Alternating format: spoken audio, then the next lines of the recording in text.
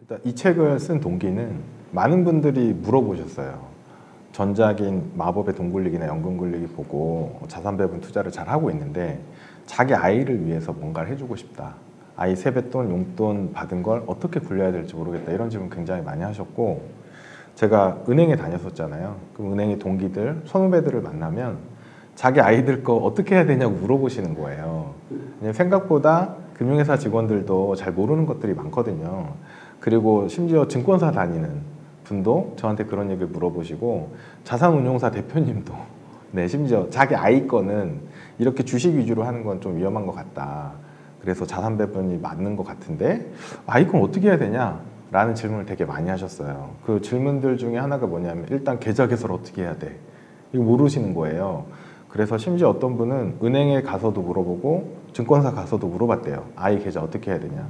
물어보면 한계가 뭐냐면 자기 회사에서 파는 거 위주로만 설명을 해줄 수밖에 없어요. 그렇기 때문에 이분 같은 경우에는 여기저기 가서 다 물어봤는데 아니 그럼 도대체 뭘 해야 돼? 어느 게 더 좋은 거야? 비교를 할 수 없는 거예요. 그래서 저한테 많이 물어보셨고, 물어보실 때마다 제가 이제 그때그때 답변을 해드리기도 하고, 어떤 분들은 뭐 메일로 자세히 써서 보내드리기도 하고 그러면서 예, 알아봤죠. 그리고 또 증여하는 것도 이제 궁금하잖아요. 안 해봤으니까. 그래서 증여하는 방법도 사실은 해보면 그렇게 어렵진 않은데 그런 것들을 알려드렸었어요. 그런 질문들이 굉장히 많이 모이니까 아 그럼 이거를 좀 정리해서 알려드려야겠다. 그래서 처음부터 쭉 정리를 한 거예요. 당장 궁금한 게 아니 뭐 해야 돼? 은행에 어린이 예금도 있고 어린이 펀드도 많이 있던데 펀드나 예금 같은 거 가입하면 안 돼? 라는 궁금증이 있잖아요.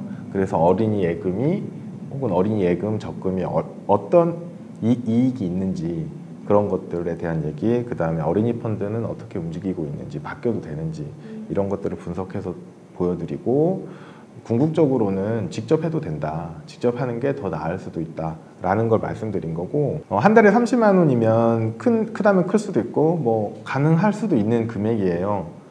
충분히 가능할 수 있는 금액이고, 뭐 30만 원 어디서 만드냐부터 보통 얘기를 하게 되는데, 일단 아이를 낳으면 정부 지원금 되게 많이 나와요. 지자체에서도 나오고 정부에서도 나오고, 그 돈을 쓰지 말고 보통 급하니까 먼저 써버리거든요. 쓰지 말고 이건 아이 거다라는 생각으로 저축을 해주시면 한 달에 20만 원은 충분히 그걸로도 가능해요.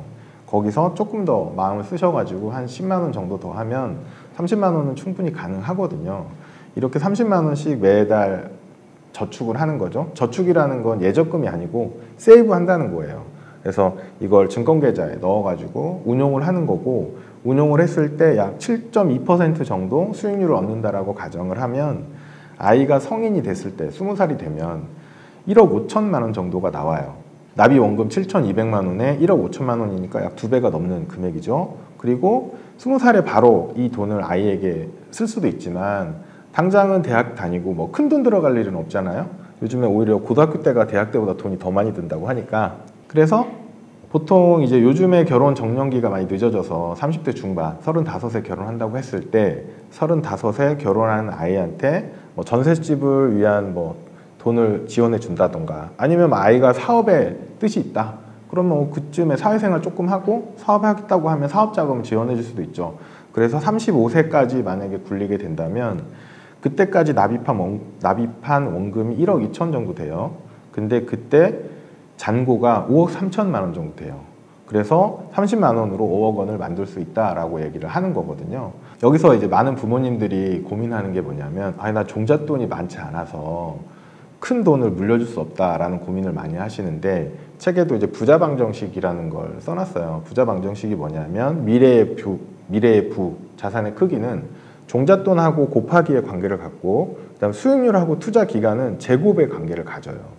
그래서 투자 기간이 굉장히 중요하거든요. 그런데 아이 통장 같은 경우에는 당장 쓸 일이 없잖아요. 그리고 아이 거니까 부모가 급한 일 있어도 이건 쓰지 말자라고 이제 부모님이 서로 협의를 하실 수 있잖아요. 그러니까 장기적인 투자 기간을 확보할 수가 있어요. 그리고 시간은 누구에게나 공평하잖아요. 그리고 나는 뭐 이미 나이가 들었지만 아이는 아직 뭐 굉장히 긴 시간이 남아 있어요. 그렇기 때문에 충분히 이 수익률을 만들 수 있다라는 거죠. 그리고 수익률이 엄청나게 높을 수는 없어요. 그런데 투자 기간은 충분히 확보할 수 있기 때문에 30만 원으로 5억 만들기가 충분히 가능하다, 이런 말씀을 드리죠. 기본적으로 예적금에 대해서 한계가 있다라고 말씀드리는 이유는 실질금리가 마이너스이기 때문이에요. 실질금리라는 건 물가상승률에서, 실질금리라는 건 예금금리에서 물가상승률을 뺀 그 나머지가 실제 내가 얻는 수익이거든요. 실질금리를 계산을 해보면 90년대 말이나 2000년대 초반 같은 경우에는 실질금리가 굉장히 높았어요. 그래서 부가 증식이 됐죠. 그런데 최근 그 이후에는 실질금리 마이너스인 시간들이 굉장히 많아요. 특히 2년 전부터 인플레이션이 굉장히 높아졌잖아요. 예금금리 높아졌다고 좋아할 게 아니라 물가가 높아진 게 더 무서운 일인 거거든요. 그래서 실질금리가 굉장히 마이너스예요. 그렇기 때문에 예금을 하면 손해를 바로 보는 거예요. 그런 점을 알고 있어야 돼요. 예금이 안전한 게 아니에요. 그런 관점에서는. 그렇기 때문에 투자를 해야 되고, 투자를 하게 되면 이제 막연히 불안하잖아요. 아, 이거 돈 잃을 수도 있잖아. 잃을 수도 있지만 잃지 않는 방법을 연구를 해야 되고 공부를 해야 되는데, 그래서 책에서도 이제 유대인의 투자법에 대한 얘기를 하죠. 유대인들도 자기 아이들이 성인식을 하고 모인 돈을 부모가 자산 배분으로 분산해서 굴려줘요. 근데 이게 탈무드에도 나온 얘기예요. 탈무드가 나온 지 2000년이 넘었거든요. 굉장히 오래된 지혜가 쌓여있는 책인데, 여기에 유대인 3분법이라는 게 나오는데, 간단하게 말씀드리면 주식, 그리고 채권, 현금성 자산, 이렇게 분산을 하는 거예요. 물론 유대인 원전에는 3분의 1은 사업을 하고 3분의 1은 토지에 넣고 3분의 1은 예비로 남겨두라 하는데, 이제 현대적으로 해석을 하면 주식, 국채, 현금인데, 왜 이런 세 가지 버전의 돈에 나눠 넣느냐라고 하면 서로 움직임이 달라요. 주식은 대박이 날 수도 있지만 굉장히 큰 변동성을 갖고 있고 손실 나는 경우도 많죠. 2022년 겪어보신 분들은 다 아실 거고요.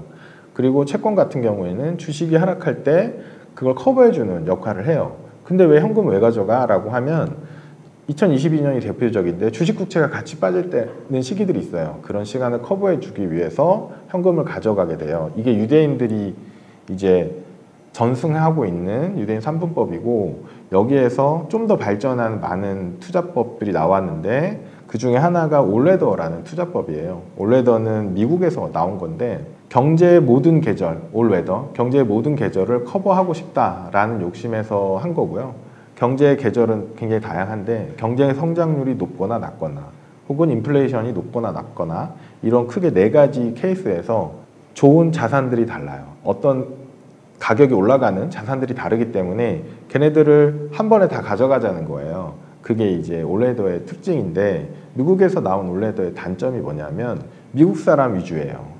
그렇기 때문에 미국에서 나온 올레더를 분석을 해보면 미국 주식이나 미국 국채 위주로 되어 있고요. 또 하나가 미국에 있는 자산 위주로 되어 있기 때문에 지역 분산이 안 돼 있어요. 미국이 항상 좋은 건 아니거든요. 그렇기 때문에 미국 외의 자산인 신흥국이나 한국 같은 나라들에도 분산을 해야 되고, 국채도 한국 국채, 미국 국채 이렇게 분산을 하고, 그 외에도 골드 같은 대체 투자 자산도 넣는 거고요. 그리고 통화 분산 이런 것도 하는 거죠. 그래서 올레더와 같은 유사성을 갖고 있지만 K 올레더는 이제 한국인 투자자에게 굉장히 적합하다. 그리고 올레더를 이기는 더 나은 투자법이다. 그래서 K 올레더라는 투자법을 이제 알려드리고 있는 겁니다. 자산 배분은 되게 다양한 방법으로 구성을 할 수 있는데, 기본적으로 주식, 그 다음에 국채, 그리고 대체 투자 자산, 이렇게 나눠요. 근데 이 세 개를 또 나눕니다. 주식은 그럼 어느 나라 주식해야 돼? 라는 궁금증이 있잖아요. 그래서 선진국인 미국, 그리고 한국, 이런 식으로 나누는 거고, 국채도 선진국인 미국, 한국 이렇게 나누고요. 대체 투자 자산으로서는 금을 넣고, 그리고 현금성 자산을 같이 가져가요. 그럼 총 6개가 되겠죠. 이렇게 알려드리면 아, 무슨 말인지 알겠어. 근데 뭐 사라고? 라는 궁금증이 항상 나오잖아요. 그래서 여기서 펀드 같은 상품을 이용할 수도 있는데, 펀드는 보수가 비싸고 매매하기가 되게 번거로워요. 그래서 보수가 굉장히 싸고 쉽게 매매할 수 있는 ETF 상품을 이용하는 거고, ETF는 말 그대로 S&P 500 ETF를 사면 S&P 500이랑 똑같이 움직여요. 그렇기 때문에 보수가 굉장히 싼 거고 신뢰하고 투자를 할 수 있는 거죠. 그런 상품들을, 똑같은 S&P 500 미국 주식에 투자하는 ETF도 종류가 굉장히 많아요. 그럼 이 중에 어떤 ETF를 사라는 거야? 라는 궁금증이 생기잖아요. 그래서 그런 ETF 상품들을 분석을 해서 그 상품들 중에 거래량이 좀 많고 보수는 저렴한 그런 ETF들을 골라서 이제 해드린 거예요. 그러면 꼭 이거 해야 돼? 아예 다른 거 하셔도 돼요. 이렇게 해서 그 ETF까지 해드린 거고, 그럼 그 다음에 궁금한 게 이거 비율을 몇 프로씩 해야 돼? 이게 궁금하시잖아요. 그래서 이 비율을 어떻게 하느냐를 이제 다른 말로 하면 최적 자산 배분 비율을 이제 찾는 게임이 되는데, 결론부터 말씀드리면 정답이 없어요. 어디서 힌트를 얻을 수 있냐면 가장 자산 배분을 많이 하고 큰 규모로 하고 오래 한 조직이 어디냐면 연기금이에요. 우리나라 연기금, 해외 연기금 자료를 다 분석을 해보면 어떻게 하는 게 가장 좋다라는 결론이 없어요. 기본적으로 잘 분산하자. 그리고 잘 분산하자라는 게 이제 가장 특징이기 때문에 최적의 비율을 찾는 것보다 적절히 분산하고 이걸 실행하는 게 훨씬 중요하거든요. 그래서 그 비율에 맞춰서 이제 안내를 해드렸고, 그리고 위험 성향이라는 게 있거든요. 위험 선호도라는 게 있는데 어떤 사람은 위험을 극단적으로 싫어하는 분들이 있어요. 그냥 아예 예금 금리보다 한 1%만 좋으면 난 땡큐야 라고 하시는 분이 있고, 어떤 분들은 아예 중간에 좀 위험해도 돼, 근데 수익률이 한 7%, 8%까지 가면 안 돼? 라는 분들이 있어요. 그래서 성장형, 중립형, 안정형 이렇게 나누는 거예요. 거기 보시면 안정형 같은 경우에는 성장형에 비해서 수익률이 한 1, 2% 낮아요. 그 대신 변동성이나 최대 낙폭 같은 위험 지표도 굉장히 낮아요. 그래서 선택할 수 있게끔 이렇게 안내를 해드렸어요.